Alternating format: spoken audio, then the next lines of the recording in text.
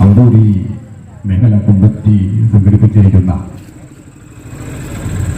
ഈ സ്നേഹ ആദരവും കാവ്യസന്ധ്യയും എന്ന പരിപാടിയിൽ ഇവിടെ നിൽക്കുമ്പോൾ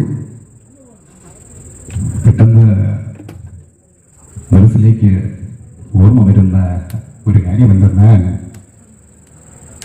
മനുഷ്യന്റെ മനസ്സുകളിൽ കുടുങ്ങിക്കിടക്കുന്ന മറവുകളെ ഇടിച്ചു മാറ്റി അതിനു പകരം സ്നേഹത്തിന്റെ പാലങ്ങൾ ഒരുക്കിക്കൊണ്ട നമ്മുടെ ഈ നാട് മലയാളി എവിടെയൊക്കെ ഉണ്ടോ അവിടെയെല്ലാം ഉള്ള ഭൂപടങ്ങളിൽ പ്രത്യേകിച്ചും കേരളത്തിൻ്റെ ടൂറിസം ഭൂപടത്തിൽ ഇടം നേടിക്കഴിഞ്ഞിരിക്കുന്നു എന്ന ഒരു വലിയ സന്തോഷ നിമിഷത്തിലാണ് എനിക്കും ഇങ്ങനെ ഒരു സ്നേഹാദരവ് നൽകിയത്.